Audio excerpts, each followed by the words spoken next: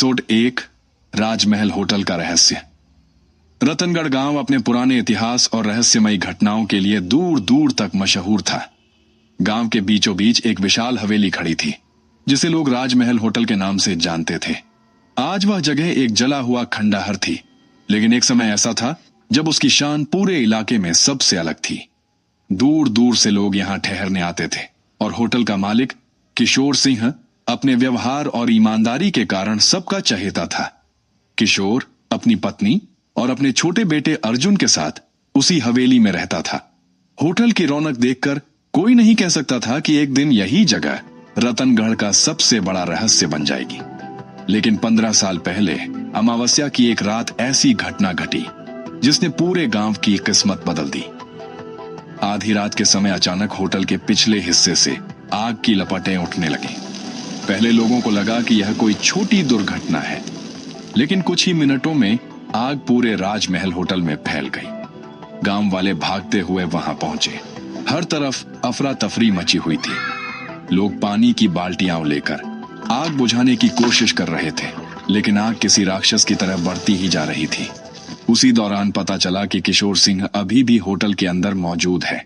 कुछ बहादुर लोग उसे बचाने के लिए अंदर जाने की कोशिश करने लगे, लेकिन आग इतनी भयानक थी कि कोई भी ज्यादा आगे नहीं बढ़ पाया। फिर अचानक होटल का एक बड़ा हिस्सा भर-भरा कर गिर पड़ा और उसके बाद किसी ने भी किशोर को नहीं देखा। सुबह तक पूरा राजमहल होटल राख और खंडहर में बदल चुका था। सबसे अजीब बात यह थी कि आग बुझने के बाद भी किशोर सिंह का शव कहीं नहीं मिला। लोगों ने मान लिया कि वह आग में जलकर मर गया, लेकिन कई बुजुर्गों को हमेशा लगता रहा कि उस रात कुछ ऐसा हुआ था जिसके बारे में कोई नहीं जानता। उस घटना के बाद किशोर की पत्नी अपने छोटे बेटे अर्जुन को लेकर उत्तराखंड चली गई। समय धीरे धीरे बीतता गया। 1 साल, 2 साल, 5 साल और फिर देखते ही देखते 15 साल गुजर गए। राजमहल होटल अब पूरी तरह वीरान हो चुका था। गांव के लोग उसके पास जाने से भी डरते थे। कई लोगों का दावा था कि रात के समय हवेली की टूटी खिड़कियों में किसी आदमी की परछाई दिखाई देती है। कुछ लोगों ने कहा कि उन्होंने आधी रात को हवेली के अंदर से चीखने की आवाजें सुनी हैं। कई चरवाहों ने दावा किया कि उन्होंने जले हुए कपड़ों में एक आदमी को हवेली की छत पर खड़ा देखा था। धीरे धीरे यह बात पूरे इलाके में फैल गई कि राजमहल होटल में किशोर सिंह की आत्मा भटकती है। गांव के बच्चे शाम ढलने के बाद उस रास्ते पर जाने से डरते थे। यहां तक कि दिन में भी लोग उस हवेली के सामने से जल्दी जल्दी गुजरते थे। लेकिन इन सभी कहानियों से दूर अर्जुन बड़ा हो रहा था। बचपन से उसने अपने पिता की मौत के बारे में बहुत कुछ सुना था, लेकिन उसके मन में हमेशा एक सवाल रहता था। अगर उसके पिता उस आग में मारे गए थे तो उनका शव कभी क्यों नहीं मिला? यह सवाल सालों तक उसके मन में घूमता रहा। आखिरकार एक दिन उसने फैसला किया कि वह रतनगढ़ लौटेगा और अपने पिता के साथ उस रात क्या हुआ था इसकी सच्चाई पता लगाएगा। कुछ दिनों बाद अर्जुन रत्नगढ़ पहुंच गया। गांव के कई बुजुर्ग उसे पहचान गए।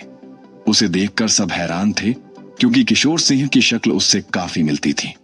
गांव में कदम रखते ही अर्जुन को अपने बचपन की धुंधली यादें ताजा होने लगीं। लेकिन जब वह पहली बार राजमहल होटल के सामने पहुंचा तो उसके कदम अपने आप रुक गए। सामने खड़ी हवेली किसी डरावने सपने जैसी लग रही थी। जली हुई दीवारें, टूटी हुई खिड़कियां, काई से ढकी सीढ़ियां और चारों तरफ फैला अजीब सन्नाटा उसके दिल में बेचैनी पैदा कर रहा था। कुछ पल के लिए उसे भी डर महसूस हुआ, लेकिन फिर उसने खुद को संभाल लिया। उसने तय कर लिया कि चाहे जो हो जाए वह इस रहस्य को सुलझा कर रहेगा। अगले दिन उसने अपने 2 सबसे अच्छे दोस्तों को भी बुला लिया। पहला था सुमेर और दूसरा था ध्रुव। दोनों बचपन से उसके दोस्त थे और हर मुश्किल में उसका साथ देते थे। जब वे दोनों रतनगढ़ पहुंचे और राजमहल होटल को देखा तो उनकी हालत भी खराब हो गई। सुमेर ने हंसने की कोशिश करते हुए कहा कि यह जगह फिल्मों की भूतिया हवेलियों से भी ज्यादा डरावनी है। ध्रुव ने मजाक किया, लेकिन उसकी आवाज में भी डर साफ झलक रहा था। अर्जुन ने दोनों को समझाया कि वे यहां भूत ढूंढने नहीं, बल्कि सच्चाई जानने आए हैं। शाम होते होते तीनों दोस्तों ने हवेली के मुख्य हॉल को थोड़ा साफ किया और वहीं रुकने का फैसला किया। बाहर तेज हवा चल रही थी। टूटी हुई खिड़कियां हवा के साथ चरमराने लगी थी। अंधेरा धीरे धीरे पूरे खंडहर पर छाने लगा। रात के लगभग 12 बजे थे। तीनों दोस्त आग जलाकर बैठे हुए थे और किशोर सिंह की पुरानी तस्वीरें देख रहे थे जो अर्जुन अपने साथ लाया था। तभी अचानक ऊपर की मंजिल से किसी भारी चीज के गिरने की आवाज आई। आवाज इतनी तेज थी कि पूरा हॉल गूंज उठा। तीनों दोस्त एकदम चौंक गए। कुछ पल तक पूरा माहौल शांत रहा, लेकिन फिर दूसरी मंजिल के अंधेरे गलियारे से किसी के धीरे धीरे चलने की आवाज आने लगी। ऐसा लग रहा था जैसे कोई भारी कदमों से गलियारे में टहल रहा हो। सुमेर का चेहरा पीला पड़ गया। ध्रुव ने कांपते हुए अर्जुन की तरफ देखा। अर्जुन ने टॉर्च उठाई और कहा कि ऊपर चलकर देखते हैं। तीनों सावधानी से सीढ़ियां चढ़ने लगे। जैसे ही वे दूसरी मंजिल पर पहुंचे, उनके सामने लंबा अंधेरा गलियारा था। गलियारे के आखिर में किसी इंसान जैसी एक काली परछाई खड़ी दिखाई दे रही थी। टॉर्च की रोशनी उस तक पहुंच नहीं पा रही थी। तीनों कुछ सेकंड तक वहीं खड़े रहे। फिर अचानक वह परछाई धीरे धीरे उनकी तरफ बढ़ने लगी। उसी क्षण हवेली के अंदर एक दर्दनाक चीख गूंज उठी। वह चीख किसी ऐसे आदमी की लग रही थी जो असहनीय दर्द में हो। अर्जुन के हाथ से टॉर्च लगभग छूट गई, लेकिन असली डर अभी शुरू हुआ था, क्योंकि अगले ही पल उस परछाई ने पहली बार अपना चेहरा उठाया। टॉर्च की रोशनी जैसे ही उसके चेहरे पर पड़ी, अर्जुन, सुमेर और ध्रुव के शरीर में सिहरन दौड़ गई। वह चेहरा किसी सामान्य इंसान का नहीं लग रहा था। उसका आधा चेहरा बुरी तरह जला हुआ था और उसकी आंखें अंधेरे में अजीब तरह से चमक रही थीं। कुछ सेकंड तक वह परछाई बिल्कुल स्थिर खड़ी रही, फिर अचानक इतनी तेजी से पीछे की तरफ मुड़ी कि तीनों दोस्त घबरा गए। उसी समय गलियारे में बर्फ जैसी ठंडी हवा चलने लगी। ऐसा लग रहा था जैसे हवेली की हर दीवार किसी पुराने दर्द से कराह रही हो। सुमेर ने कांपती आवाज में कहा, अर्जुन, हमें यहां से निकल जाना चाहिए। यह सब ठीक नहीं लग रहा। लेकिन अर्जुन की निगाहें उस परछाई पर टिकी हुई थीं। उसके मन में डर से ज्यादा अपने पिता के बारे में जानने की बेचैनी थी। उसने टॉर्च को कसकर पकड़ा और उस परछाई के पीछे चल पड़ा। ध्रुव और सुमेर मजबूरी में उसके पीछे हो लिए। गलियारे के आखिर में एक पुराना कमरा था, जिसका दरवाजा आधा टूटा हुआ था। जैसे ही तीनों कमरे के अंदर पहुंचे, उन्होंने देखा कि वहां वर्षों पुराना सामान धूल से ढका पड़ा था। दीवारों पर आग के निशान अभी भी साफ दिखाई दे रहे थे। कमरे के बीचों बीच एक बड़ी लकड़ी की अलमारी रखी थी।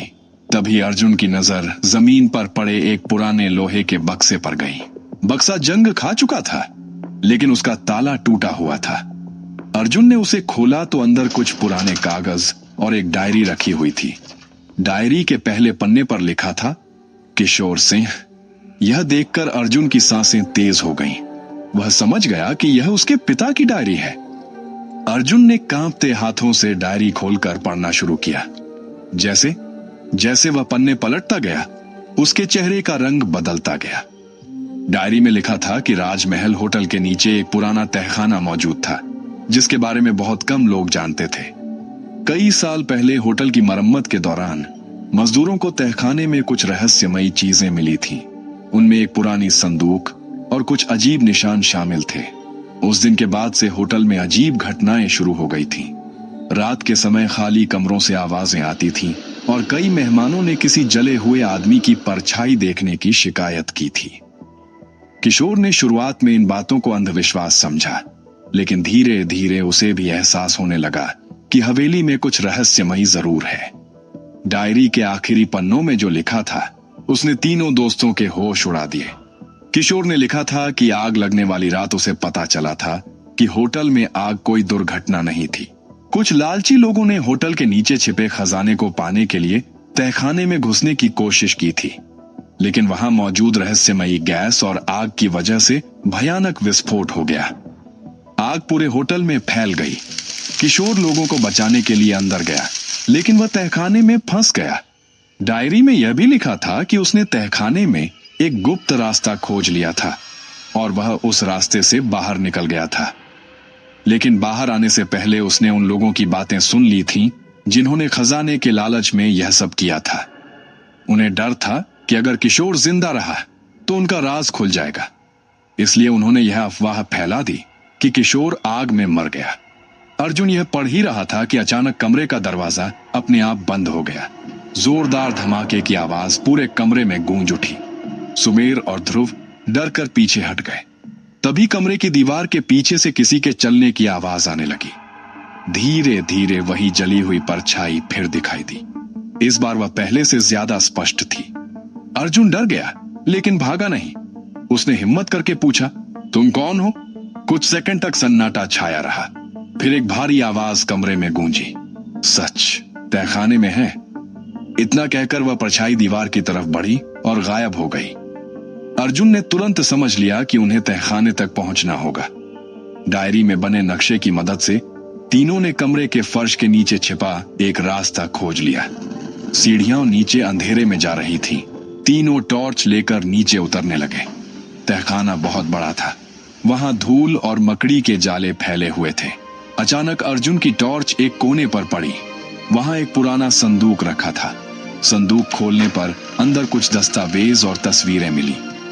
उन दस्तावेजों में उन लोगों के नाम थे जिन्होंने होटल में आग लगाकर खजाना चुराने की कोशिश की थी। साथ ही उनके अपराधों के सबूत भी मौजूद थे। उसी समय तहखाने में तेज हवा चलने लगी। दीवारों पर लगी धूल उड़ने लगी। फिर अचानक वही जली हुई परछाई उनके सामने प्रकट हुई। लेकिन इस बार उसके चेहरे पर गुस्सा नहीं था। उसकी आंखों में अजीब सी शांति थी। अर्जुन ने ध्यान से देखा और उसका दिल जोर से धड़कने लगा। वह चेहरा किसी और का नहीं, बल्कि उसके पिता किशोर सिन्हा का था। परछाई ने अर्जुन की तरफ देखा और हल्की मुस्कान दी। ऐसा लग रहा था जैसे वह वर्षों से इसी पल का इंतजार कर रही हो। अगले ही क्षण पूरी हवेली में एक तेज रोशनी फैली और वह परछाई धीरे धीरे हवा में विलीन होने लगी। अर्जुन की आंखों में आंसू आ गए। उसे समझ आ गया कि उसके पिता की आत्मा इस रहस्य के उजागर होने का इंतजार कर रही थी। जैसे ही सच सामने आया, हवेली का बोझ भी खत्म हो गया। अगले दिन अर्जुन ने सारे दस्तावेज पुलिस और गांव के सरपंच को सौंप दिए। वर्षों पुराना सच पूरे रतनगढ़ के सामने आ गया। लोगों को पता चल गया कि किशोर सिंह की मौत के पीछे लालच और धोखा था। उस रात के बाद राजमहल होटल से कभी कोई अजीब आवाज नहीं आई। न किसी ने परछाई देखी और न ही किसी ने चीखें सुनी। धीरे धीरे लोगों का डर खत्म हो गया। लेकिन आज भी रतनगढ़ के बुजुर्ग कहते हैं कि अगर किसी शांत रात में राजमहल होटल के खंडहर के पास खड़े होकर ध्यान से सुना जाए तो ऐसा लगता है जैसे कोई पिता अपने बेटे से कह रहा हो, सच्चाई कभी नहीं मरती।